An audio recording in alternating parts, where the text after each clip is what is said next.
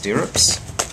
The midwives pull you into not having them in stirrups, and make sure you've got plenty of lighting. If you need to turn on the motor, the headlights do. And get everything set up before you start. The other thing too is make sure you've got plenty of packs to clean with. I find that these pads aren't all that good because they're not very absorbent, so use gauze. I prefer to use pads. Packs, some people prefer the pads. Obviously put on gloves. And then it's a case of most tears you're sort of dealing in a way with a configuration like that, if you can visualize it. So this is the vagina, so you'll have a tear going up the vagina, and then you'll have a tear going down the perineum towards the anus. Now make sure that it doesn't involve the external anal sphincter, so make sure it's not a 3rd degree tear, because if it does, you should get someone else to assess and do the suturing. And so first of all, you start off with the vaginal edge. So use a 2/0 polish saw. Do you mind if I just... Not at all. So identify the axis. Okay. I mean axis, apex. Identify the apex. Actually, that's realistic. You could sprinkle that on. It won't stop. Do you want it on? No, no. Oh, thank you. Okay, identify the apex. Put a deep stitch. And at your level, it's probably better to do it individually rather than trying to be smart. I'm doing it in the one deep stitch at the apex, like that, and then tie it. Now a hand tie is easier to do, but it's not a superior knot. If you're happy doing an instrument tie, the knot's exactly the same. It's just its convenience and speed. And then it's a case, thank you. So if you're doing a hand, it's a case of looping the short length over your index finger, and then putting your index finger around the long bit, and then basically twisting over and bringing that through. And then you do the opposite, so you're still using your left hand, but instead of having it like this, you now have it overlying your fingers, and this time you have to use your middle finger. So it's the short end's being held in your thumb and your index finger, and this time you use your index finger to loop and bring it through, and then pull the other way. So pull that way, and then always do a 3rd throw. So this time thumb and little finger or ring finger, and use your index finger and then pull through. And then you've got your apical tie, okay, and that can help bring the apex down if you need to. Just trim that off, and then you go down using forceps. Now you don't have to do locking. I often do locking, but it's not essential. So you can either do non-locking, which is essentially this way. Either way, you do a continuous.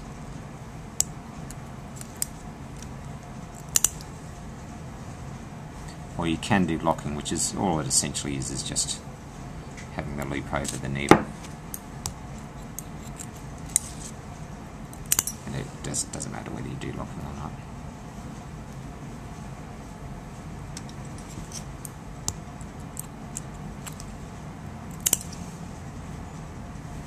And then you basically suture down to the hymenal ring. So we'll say this here is the hymenal ring. A little bit crooked there.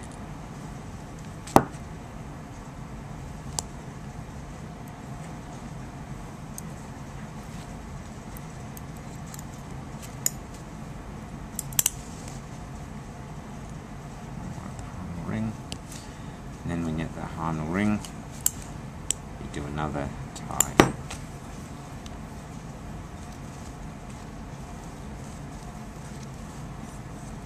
Same as before. And this time you leave the loop long, you cut off this one, and that's why you almost, unless it's a very small tear, you almost always need to have 2 sutures. And then you're left going down the perineum. So we'll pretend this is the perineum, so it's nowhere near the anus. And you do this in 2 layers.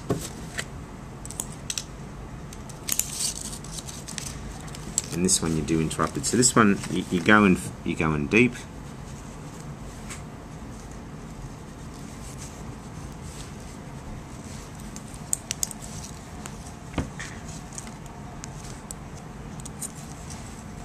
And you do usually 2 or 3 interrupted sutures. I'll just show you the oh, sorry. Yeah, that's the way. So I'll just show you the handed ties again. So once again, start off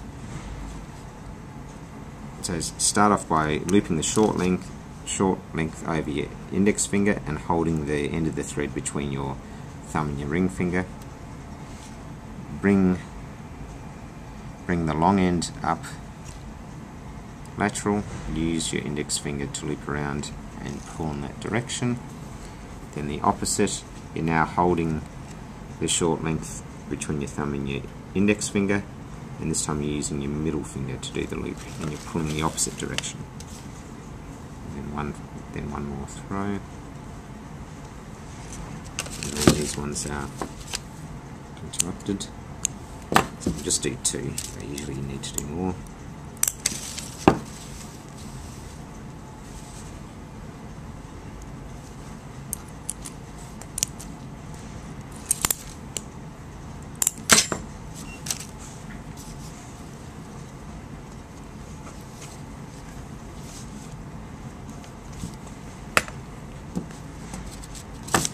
And then you're left with the skin. So we'll pretend this bit here is the skin. And this you do continuous subcuticular. You don't have to, you can do it interrupted, although it has actually been shown that it's more uncomfortable apparently if you do an interrupted subcuticular stitch, or interrupted stitch, not a subcuticular one. So for the first one, do an anchoring one on the skin.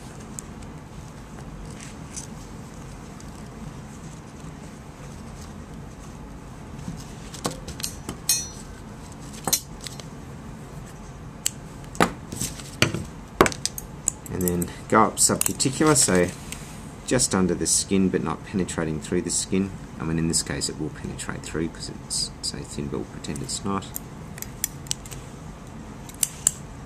And basically go up on each side.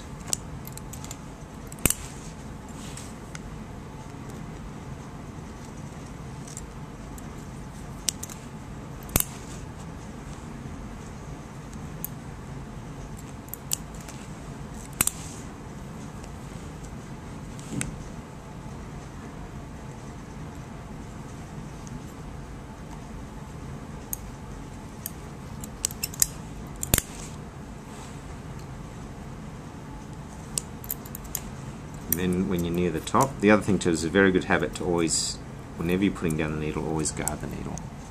So put the sharp end against there, reduces the chance of you stabbing yourself. And then this is where this leftover bit comes in handy, so you bring it up here and then you tie the 2 together.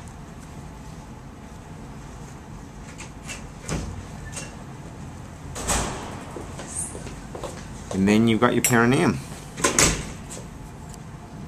Cut it, not too short, and then always make sure you do a rectal exam at the end, just to make sure there's no, you haven't gone, put a stitch into the anus. Okay. There you go. Bye. Thank you very much.